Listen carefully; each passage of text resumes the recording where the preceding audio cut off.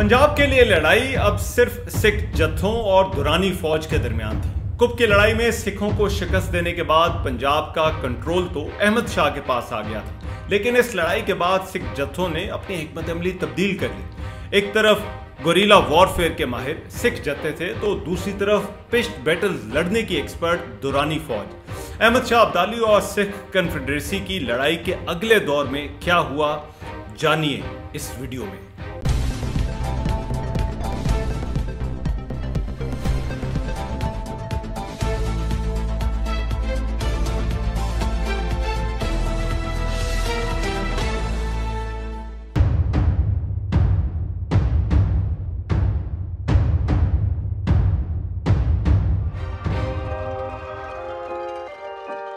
ये उस दौर की बात है जब पंजाब अफगानों, मराठों और सिखों के दरमियान मैदान जंग बना हुआ था। पंजाब के तख्त की म्यूजिकल चेयर पर कभी कोई बैठता था तो कभी कोई।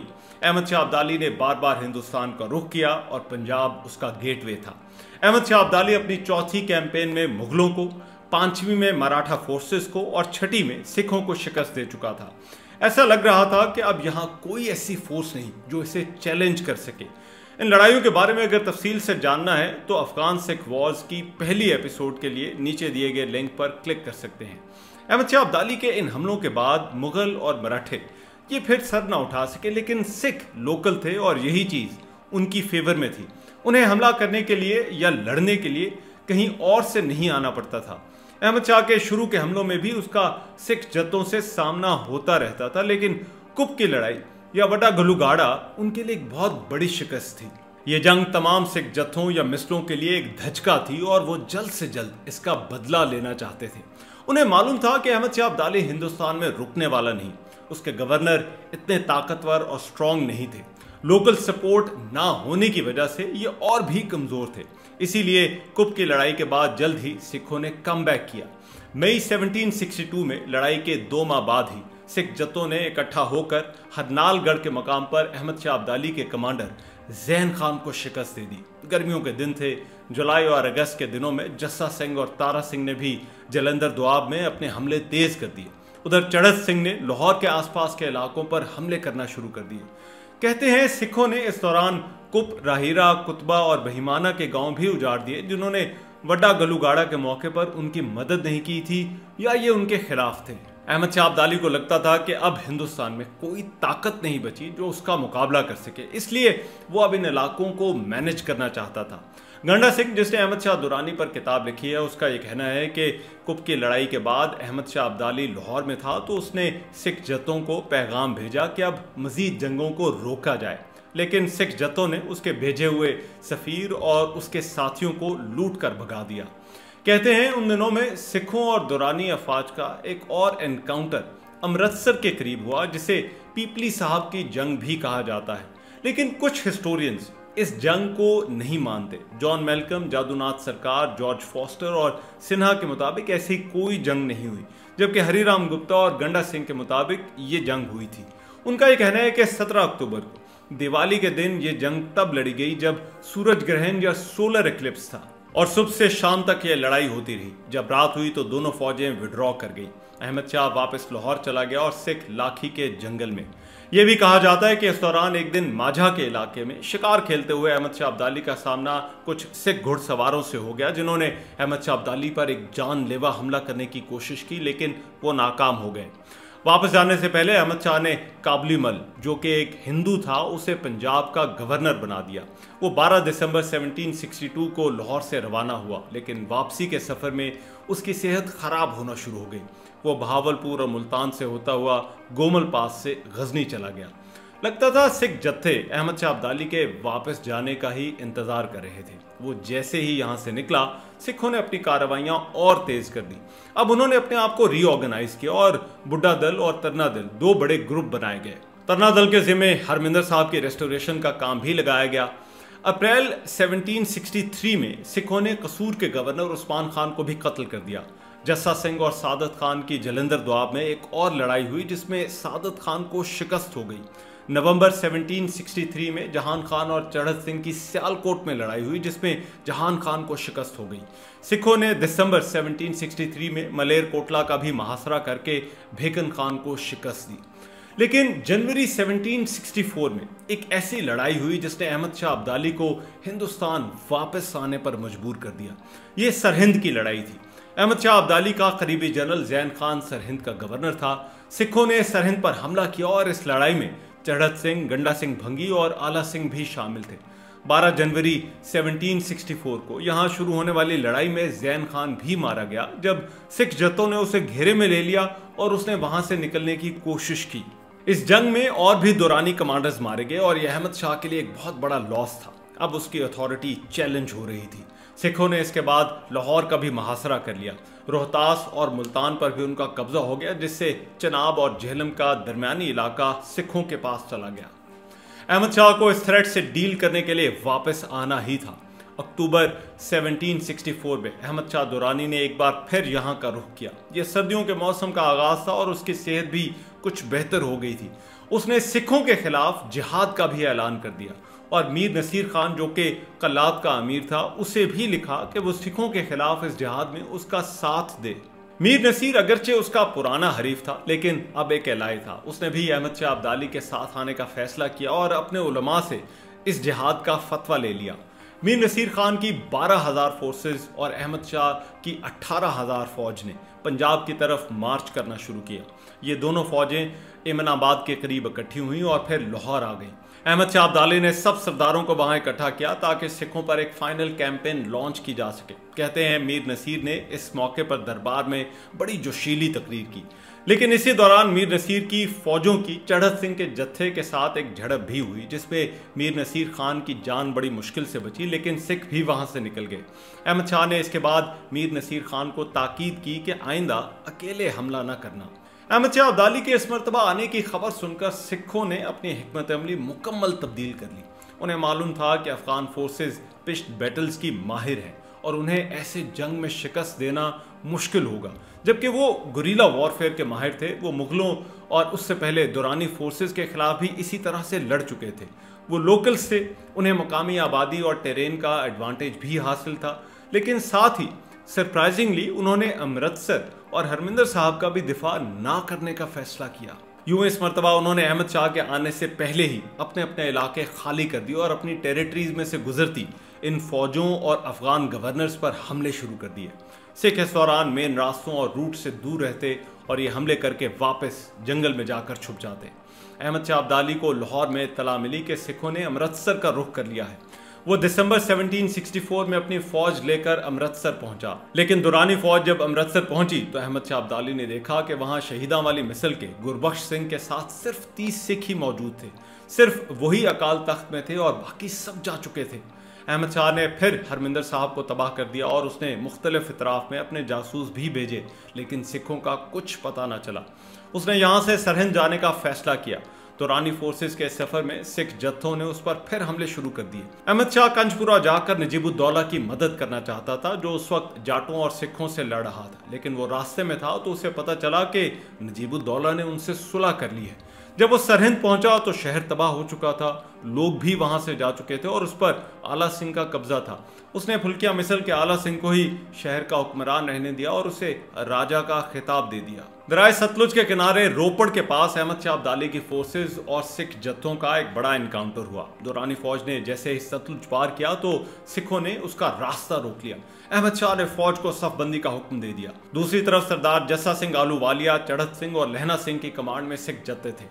अहमद शाह ने मीर नसीर खान को कहा कि वो अपनी जगह ना छोड़े, लेकिन उसने फिर जल्दबाजी से काम लिया और सिखों पर आगे बढ़कर हमला कर दिया, जिसके बाद सिख जत्थे अहमद शाह और उसके दरमियान आ गए। उन्होंने मीर नसीर की फौज और अहमद शाह की फौज का राब्ता काट दिया। सिखों ने इस बलोच फौज को घेरा डाल लिया। यह लड़ाई रात तक चलती रही और इसमें बलोचों का खासा नुकसान हुआ।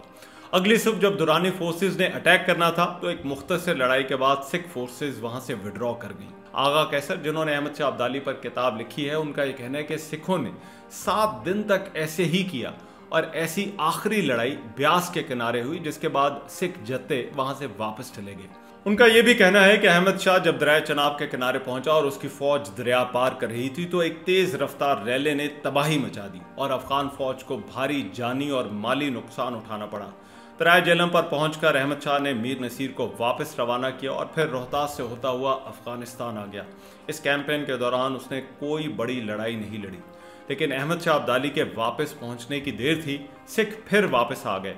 अप्रैल 1765 को अमृतसर में बैसाखी के बाद भंगी सरदार लाहौर में दाखिल हो गए। 16 अप्रैल को उन्होंने किले पर कब्जा कर लिया और अफगान सिपाहियों को गिरफ्तार कर लिया। बाकी जगहों पर भी यही हुआ। जो भी इलाका उनसे गया था वो अब फिर वापस उनके पास आ गया था। आला सिंह ने भी सिख जत्थों से सुलह कर ली, लिहाजा अहमद शाह अब्दाली के यहाँ आने का कोई खातिर खा फायदा नहीं हुआ। नवंबर 1766 में अहमद शाह अब्दाली ने सिखों से निमटने के लिए वापस आने का फैसला किया। अहमद शाह अब्दाली ने इस मरतबा मार्च फिर से शाह वलीउल्लाह की रिक्वेस्ट पर किया और साथ ही मीर कासिम भी अंग्रेजों के खिलाफ बंगाल में उसकी मदद चाहता था। रास्ते में रोहतास के पास अहमद शाह अब्दाली और सिखों की एक झड़प हुई। इसके बाद जब वो दिसंबर 1766 को लाहौर पहुंचा तो सिख सरदार पहले ही मुख्तलिफ सिमतों में अपने घुड़सवारों के साथ जा चुके थे। उनकी स्ट्रैटेजी वही थी जो पिछली मरतबा थी। वो अहमद शाह को आमने सामने जंग का मौका नहीं देना चाहते थे। अहमद शाह अब्दाली ने लाहौर से कुछ दूर महमूद बूटी में पड़ाव डाला। उसने उस वक्त लाहौर की सूबेदारी सरदार लहना सिंह को ऑफर की, लेकिन उसने ये लेने से इनकार कर दिया। अहमद शाह अब्दाली ने अपनी फोर्सेस को आगे अमृतसर की तरफ मूव करवाया, लेकिन वो अपना शाही कैंप लाहौर छोड़कर आया था। वो रास्ते में था तो उसे खबर मिली कि लाहौर में लहना सिंह, चढ़त सिंह और हीरा सिंह ने हमला करके उसके शाही कैंप का सामान लूट लिया है। वो फौरन वापस पहुंचा तो ये सिख जत्थे जा चुके थे। सिखों की गुरीला वॉरफेयर की हिकमत अमली अहमद शाह की फोर्सेस के लिए मुसलसल मुश्किलात बढ़ा रही थी। उसकी मूव करती फौज पर सिखों के ये हमले जारी थे। वो जहां से फौज आगे लेकर जाता, सिख जत्थे फिर से उस इलाके पर कब्जा कर लेते। बिलाखिर जनवरी 1766 में अहमद शाह अब्दाली ने सिख जत्थेदारों को खत लिखे और उन्हें ऑफर की कि वो उसके साथ शामिल हो जाएं और अगर वो लड़ना चाहते हैं तो मैदान में आएं। इन जत्थेदारों में जस्सा सिंह आहलूवालिया, खुशहाल सिंह सिंहपुरिया, झंडा सिंह ढिल्लू शामिल थे, लेकिन इन सरदारों को लगता था कि अब वो वक्त गुजर चुका है और ऐसी किसी ऑफर का कोई फायदा नहीं। उन्हें यह पता था कि अहमद शाह फिर वापस चला जाएगा और पंजाब उनके पास होगा। जब अहमद शाह की फौज ब्यास के किनारे जलालाबाद में थी तो 17 जनवरी को अहमद शाह अब्दाली के कमांडर जहान खान ने अमृतसर की तरफ मार्च किया, लेकिन उसकी मूवमेंट की खबर जब सिखों को हुई तो वो उसके मुकाबले के लिए आ गए। जहान खान के साथ 15,000 फौज थी। सिखों के साथ उसकी ये लड़ाई 3 घंटे जारी रही, जिस पे दुरानी फोर्सेस को शिकस्त हो गई। इसकी खबर जब अहमद शाह अब्दाली को मिली तो उसने फौरी तौर पर ब्यास के किनारे से मूव करने का फैसला किया ताकि जहान खान की मदद को पहुंच सके, और अपना सामान भी वहां ही छोड़ दिया। लेकिन जैसे ही अहमद शाह अब्दाली वहां से निकला तो हरिराम गुप्ता के मुताबिक पीछे से सिख जत्थों ने उसका वो सामान भी लूट लिया। इस लड़ाई में सिखों की इस स्ट्रैटेजी से अंग्रेज भी खुश थे। उन्हें शक था कि अहमद शाह अब्दाली असल में तो मीर कासिम की मदद के लिए आ रहा था और उसकी कैंपेन का मकसद भी यही था। लेकिन जब अहमद शाह अब्दाली ने मार्च 1766 में दिल्ली जाने का फैसला किया तो नजीबुद्दौला और उसके दीगर कमांडर्स ने अहमद शाह को ऐसा ना करने का मशवरा दिया। फौज का खासा सामान लुट चुका था और मुसलसल मूव करने की वजह से सिपाही भी थके हुए थे। इनमें बेचैनी फैल रही थी। अंग्रेजों को जब इस डेवलपमेंट का पता चला तो उन्होंने शुजाउद्दौला और मुगल बादशाह शाह आलम सानी को हिदायत की कि वो ना तो अहमद शाह को वेलकम करें और ना ही कोई पैसा दें, और साथ ही मराठों, जाटों और रोहिला पर भी दबाव डाला कि वो इन दुरानी फोर्सेस पर हमले करें। एक तरह से पंजाब की ये पूरी टेरिटरी अब अहमद शाह के लिए हॉस्टाइल हो चुकी थी। आगा कैसर का भी कहना है कि कई वालियाने रियासत अहमद शाह के मुखालिफ हो चुके थे, इसलिए उसने दिल्ली जाने का इरादा मुलतवी कर दिया। उसका मजीद कहना था कि अफगान सिपाही भी काफ़ी अरसे से बगैर तनख्वाह के लड़ रहे थे और कुछ फौज तो वापस भी चली गई थी। इस ख्याल से कि बाकी फौज में भी बगावत ना हो जाए, उसने वापस जाने का फैसला कर लिया। अहमद शाह अब्दाली ने 1769 के शुरू में एक दफ़ा फिर पंजाब आने की तैयारी शुरू की। उसने दरिया सिंध और झेलम को पार किया और चिनाब के किनारे पहुंचा और गुजरात के पास कुंजा के मुकाम पर अपना पड़ाव डाला। लेकिन उस वक्त सिखों ने पंजाब के मुख्तलिफ इलाकों में अपनी गिरफ्त और भी मजबूत कर ली थी और गंडा सिंह के मुताबिक उनके खिलाफ कोई भी कार्रवाई करना मुश्किल हो गया था। अहमद शाह की अपनी फौज के अंदर बगावत हो गई, जिस पर उसने वापसी का फैसला कर लिया। वापसी के सफर में भी पेशावर और काबुल के दरमियान इस फौज में फिर से लड़ाई हुई और उसके कैंप को लूट लिया गया, जिसके बाद अहमद शाह वापस कंदहार चला गया। अहमद शाह अब्दाली की सेहत इसके बाद खासी बिगड़ गई थी। उसकी नाक का जख्म और गहरा हो गया था। कुछ रवायतों के मुताबिक ये जख्म उसे गोल्डन टेम्पल पर हमले के दौरान लगा था और कुछ के मुताबिक ये घोड़े से गिरने की वजह से था। ये भी ख्याल किया जाता है कि उसे शुगर भी थी।